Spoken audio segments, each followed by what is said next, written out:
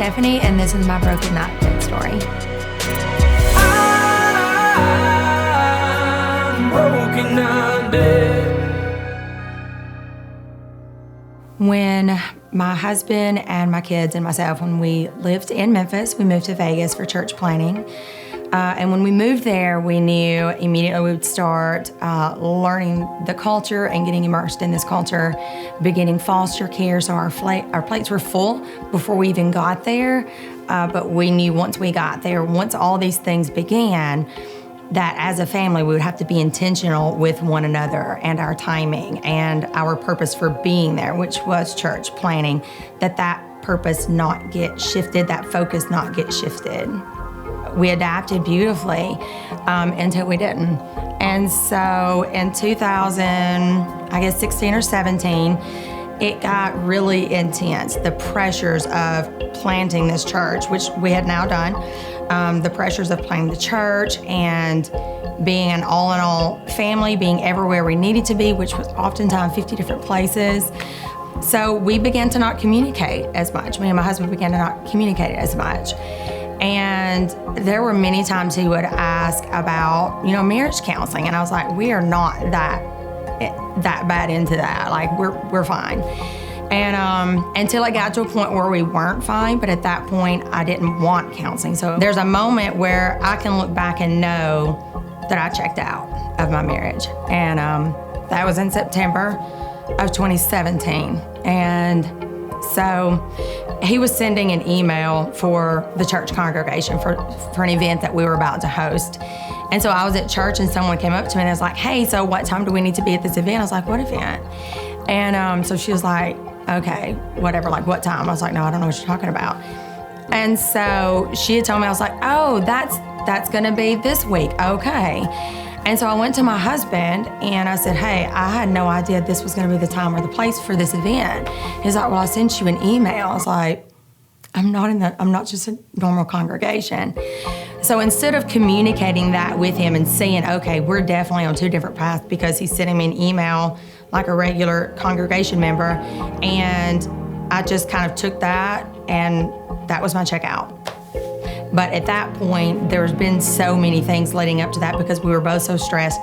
I had emotionally checked into another relationship, and nothing beyond emotional until January, and that's when a physical affair had started. This person was a friend I had known for as long as we'd been out in Vegas. Once that affair had happened, my whole mind had completely shifted to this was normal, which is completely the enemy. But because this had happened and this had happened naturally, this is where I should be, because this person was showing me a lot of attention and interest and very flattering with words. So once that affair began, it was only a process until I needed to move out of the home. And the hard part is he didn't even know about the affair at that point. The person that I was having an affair with had already signed divorce papers. They were divorced and done. This person was also married.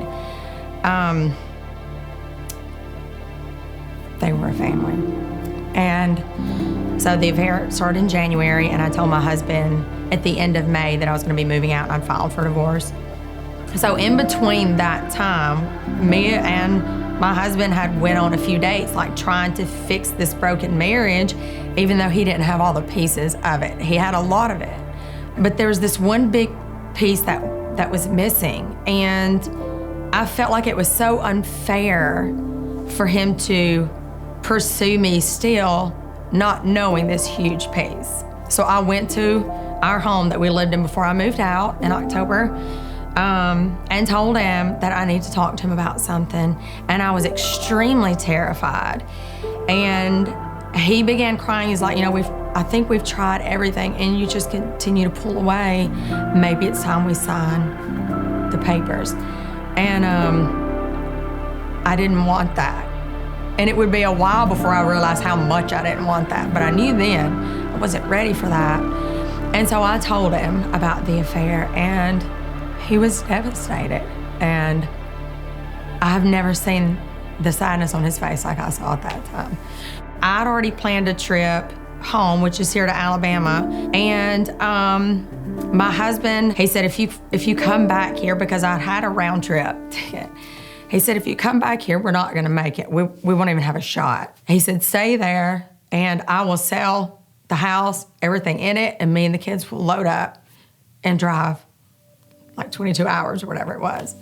So that's what we did. And the day that I was supposed to fly back to Vegas, my heart still broke because I was still in such a fog of even what I wanted and what should be happening and what is happening. I couldn't understand any of it. So I was broken not to go back and be there with that person I had an affair with, and I was broken to even thought of even going back because that means I would lose my husband. I wasn't ready for that. Everything was just chaos and a mess in my mind. And it wasn't until November of 2020, we had already talked about moving back in together. We actually tried to live together September of 2019 to the end of December of 2019. And it was madness. We were both already still so angry and so frustrated and so hurt and so many things. So he moved out, and that was another attempt of we're not gonna survive if we live together right now. Everybody's journey to health is different. We knew at that point we were toxic. So there had been a little bit of healing here and there. But in October, my husband's like, well, at this point we're doing more damage apart than we are not being together. He said, we've healed as much as we can heal. We gotta start healing together. So we were terrified. We were both so terrified. Because if he moved back in this time and it didn't work, our kids were gonna go through yet another shift. But I trusted his leadership and his judgment in that, and he was 100% right. So November of 2020 is when God flipped everything right side up. That had been upside down in my mind, things that I believed. And I'm still learning about some of the lies I believed. And so I'm still trying to work through truth and work through the lies of it. And God has been faithful in each step. And just when you think I've got all the truth figured out, God says, this is another part of the lie that you believe. So let's work on that for a while. And it's painful pruning, but it's beautiful, beautiful pruning. Affairs are devastating anyway. You hurt your church family, you hurt your children, you hurt your friends. So when a pastor or a ministry family falls, they fall hard, and everybody knows. And for me, it was a homosexual affair. She was my best friend, and it all became normal. Like that was obviously it's okay, because if I can have these feelings for somebody of the same sex, then maybe it's not as sinful as I think. I'm very much like the Israelites. I'm very much stubborn. And so there was a lot of reasoning in my mind. And at some point, the reasoning has to stop, and you have to look back, and you have to recognize the Egypt for what it is, and know that that's not a place to be. No, that's a place that you leave behind. The hardest moment for me was sharing with my girls that homosexuality was wrong and where I was at in my thinking of it. That was difficult, because before you're sharing something that you think's okay and the world is just kind of against it. But then when you share something that you know broke your husband and broke your family and broke another family and broke a church family, because we were still in the position of lead planner at that time. It was harder at that point, because at that point I had to admit to them that I was 100% wrong. This was 100% wrong, and all of this could have been easily avoided had Mom listened to the red flags and listened to her husband and all these other things. Sin is never worth it. It doesn't matter what gratification you have in the moment, what reasoning you have in the moment. If it's something you believe to be wrong, then in the moment trying to make that decision that it's okay when you are already clouded is not the time to make a theological change in your thinking.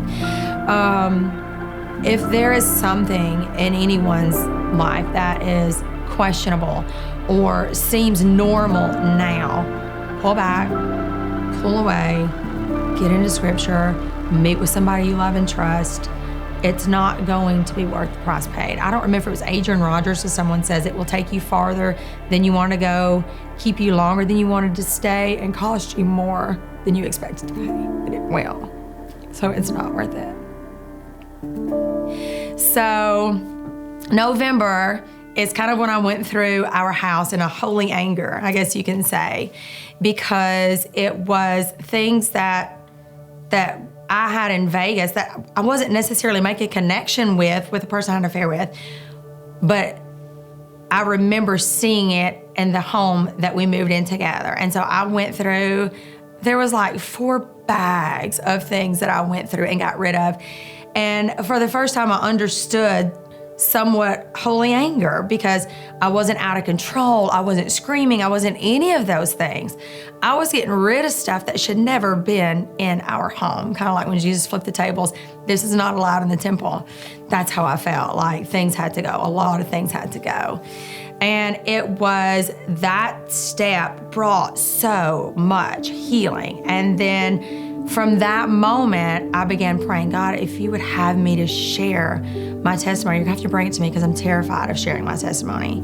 And so we did, and I began sharing at a retreat. I was able to share my testimony, and there's been a few people who've reached out to me because they've known more details about my testimony. And my testimony has a lot of different colors in it. It's got a lot of different, God gives us a testimony. I believe that everyone has a testimony with different seasons of life. We've had an infertility testimony. We've had a moving to seminary testimony, a calling to church planning testimony. We've had a fostering testimony, adoption testimony, and this is another piece of our testimony.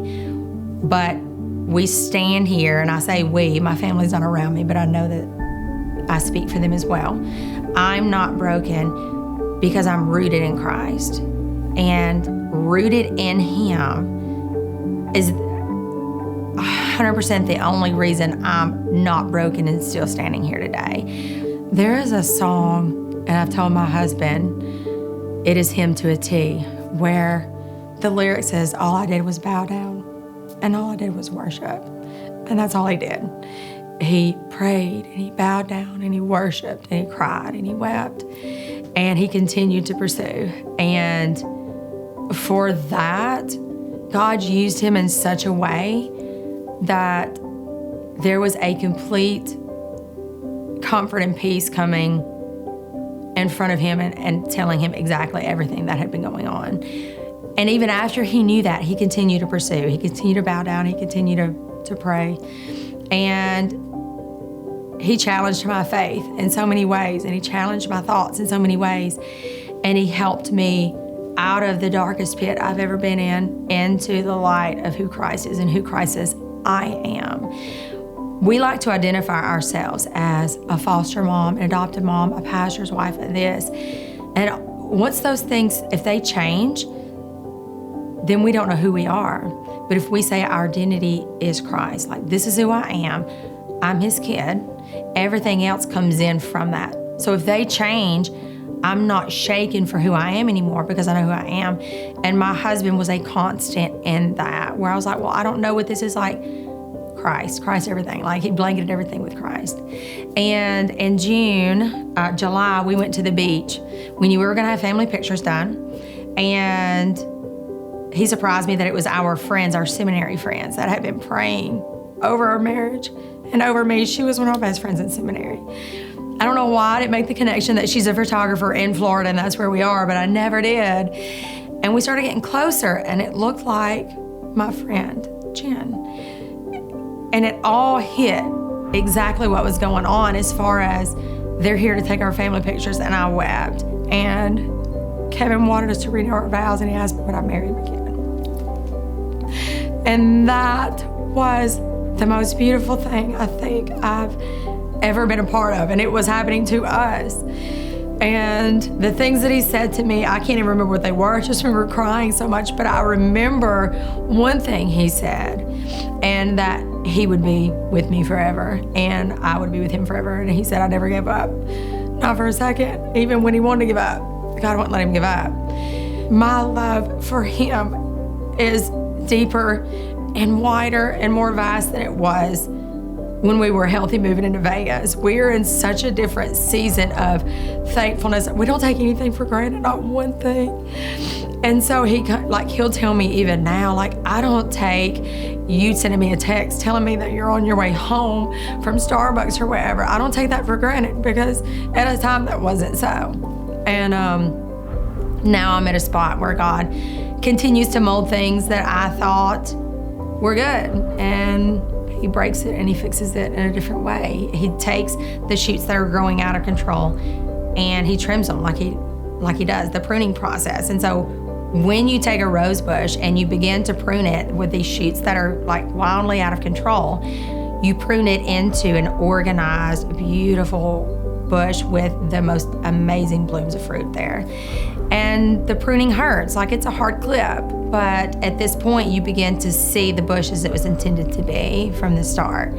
So that's what he's doing to me, to my husband, to our family. So I'm very thankful that Kevin saw something there that I thought was gone.